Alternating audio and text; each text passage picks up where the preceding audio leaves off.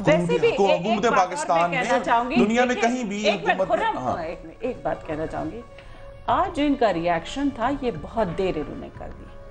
अगर ये एस्ट्यूट सियासतदान होते तो इनको उसी दिन अपना रिएक्शन बताना चाहिए था, जुमेरात के दिन।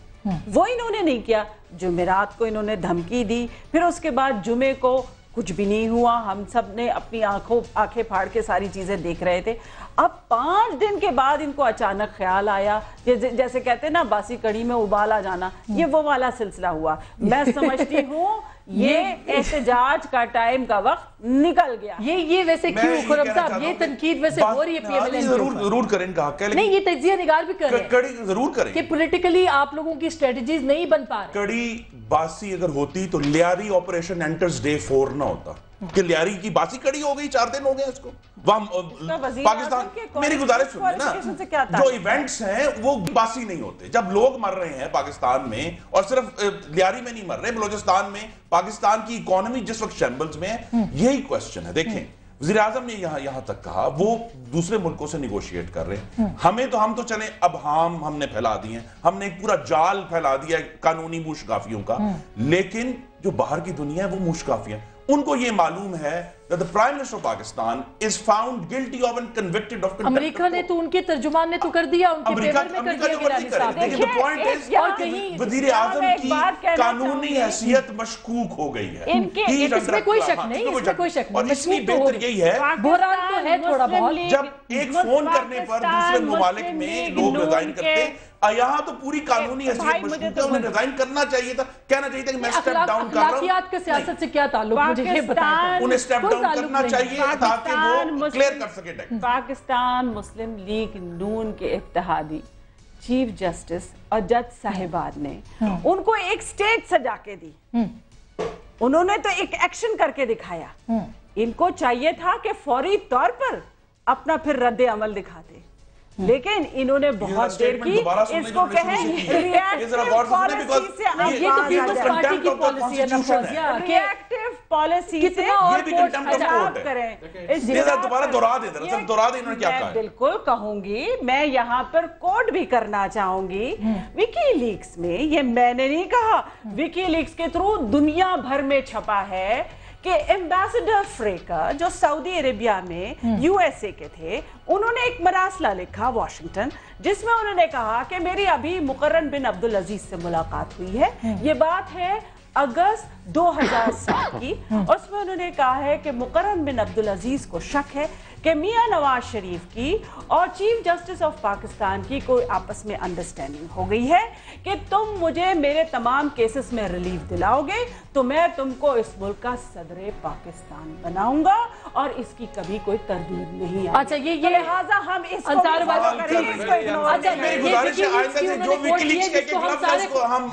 उसको सहीफा मान ले, जिसमें सदर जरदारी की जो गुफ्तगू है अमेरिका से वो सारी लिखी है, वज़ीर आज़म गिलानी की जो कमेंट्स हैं ड्रोन्स के मामले में, उसको भी सहीफा मानेंगे। ये ना कहें, उसको इन्वोक करें जिसके ऊपर पीछे आप खड़ा होना है। ये जो है ना, दूर बैठे हैं जो उन्होंने बात की, जिस किस्म की ज़ाहिर कंटेम्पचुअस बात थी, और इस किस्म की बात करना। अब आप देखें मियां साहब के खिलाफ जो केसेस हैं, जितने भी केसेस 9 साल के बाद डिसाइड हो रहे हैं। ये सुनिए, हाईजैकिंग केस 9 साल के बाद अटॉर्नी जनरल ऑफ पाकिस्तान, इनके अटॉर्नी जनरल ने सपोर्ट किया कि इनको रिलीफ दें, इनको एक्विट करें।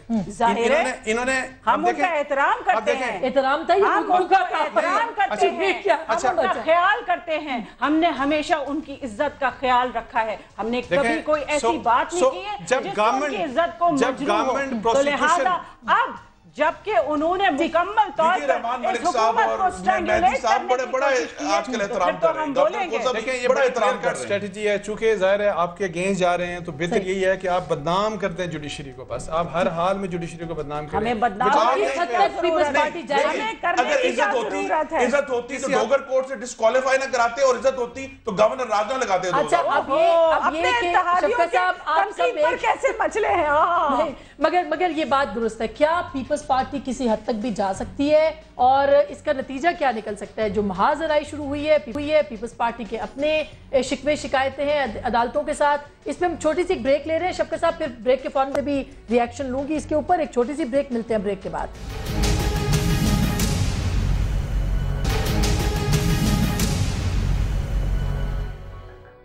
ویلکم بیک ناظرین، ایک دفعہ پھر آپ کو خوش آمدید کہتے ہیں اور ہم شفقت محمود صاحب کے پاس جاتے ہیں۔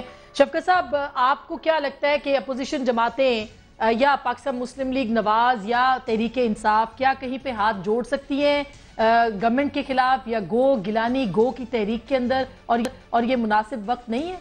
نہیں، اس پہ تو کل پارٹی جو ہے غور و فکر کرے گی اور کوئی فیصلہ کرے گی۔ اس کے نہیں، آپ تو تجزیہ نگار نہیں، آپ کا تجزیہ کیا کہتا ہے؟ نہیں، اس پہ تجزیہ کی تو اس حد تک ہے نا کہ جب آپ کا ٹرسٹ ڈیفیسٹ ہو، جب آپ کو یقین ہی نہ ہو کہ جو اگلا بات کر رہا ہے اس میں کوئی خلوص ہے یا نہیں ہے۔ اگر یہ ہمارے بھائی جو ہیں یا بہنیں جو ہیں اسمبلی سے استعفیٰ دے کے باہر آ جاتی، پروونشل اسمبلی سے ریزائن کرتے تھی، تو پھر لگتا کہ کوئی خلوص ہے، وہ چاہتے ہیں کہ بات جو ہے وہ آگے بڑھے۔ دیکھیں، میں جو عرض کر رہا ہوں وہ یہ ہے کہ ایک آئینی بحران تو پیدا ہو گیا ہے، اور آئینی بحران اس لیے پیدا ہو گیا ہے کہ کورٹ فیصلے کر رہا ہے اور ایگزیکٹو جو ہے وہ ماننے کے لیے تیار نہیں ہے۔ اس کے علاوہ اسمبلی میں بھی آج بھی شور و غوغا ہوا اور آئندہ بھی لگتا ہے کہ ہوگا، اور اس کے بعد سڑکوں کے اوپر بھی معاملہ جو ہے وہ آگے بڑھے گا۔ تو یہ ایک ملک میں ایک بحرانی سی کیفیت جو ہے وہ پیدا ہو رہی ہے، اور پیپلز پارٹی کے پاس اکثریت ہے نیشنل اسمبلی میں، ان کے اتحادی بھی ہیں، تو ملک کو اس سے نجات دلائے اور ایک نیا پرائم منسٹر الیکٹ کر لیں۔ اور دوسری بات جو الٹیمیٹ اگر اس ملک کو بحران سے نکالنا ہے تو وہ یہ ہے کہ ہمیں اس ایک منصفانہ فری انتخابات جو ہیں وہ ان سب مسائل کا حل ہے۔ ہمیں اس کی لیکن سر وہ تو کسی نے بھی مطالبہ نہیں کیا، انکلوڈنگ پی ٹی آئی، کہ آپ کہ انتخابات ہوں۔ اس طرح تو تھوڑے حکومت کو یہ کہہ دیں سر کر دیں وزیر اعظم صاحب چلے جائیں، ایسے کوئی نہیں جائے گا۔ پریس کانفرنس میں کہا، نواز شریف صاحب نے کہا کہ ہم چاہتے ہیں کہ فوری طور پہ انتخابات ہوں۔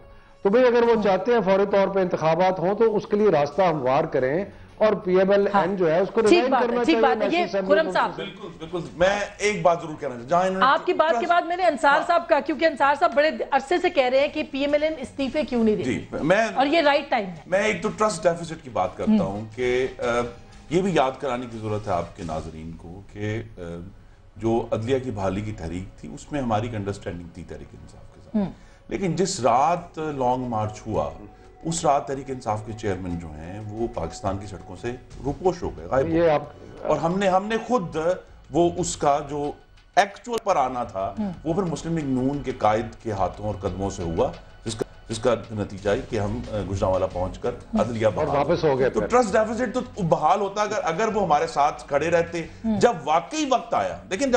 دیکھیں باتیں ساری تمام تحریکیں، تمام گفتگو، قراردادیں، لیکن جب ایکچول سڑک پر آنے کا وقت آیا تو چیئرمین کہاں تھے، تحریک انصاف کہاں تھے؟ یہ ایک فیکٹ ہے۔ مجھے آپ بتا دیں کہ 15 مارچ کی رات 12 بجے جناب عمران خان صاحب گو جو کر رہے تھے آپ، وہ کدھر گئے؟ اگر ہماری غلطی تھی اس غلطی کو گوزرداری کو کی غلطی اگر ہے، غلطی ہے نا، نہیں بالکل نہیں ہے سر وہ کدھر گئی تحریک؟ میری گزارش Two wrongs do not make a right, number one. پہلے یہ کلیئر ہونا چاہیے۔ کون سے two wrongs؟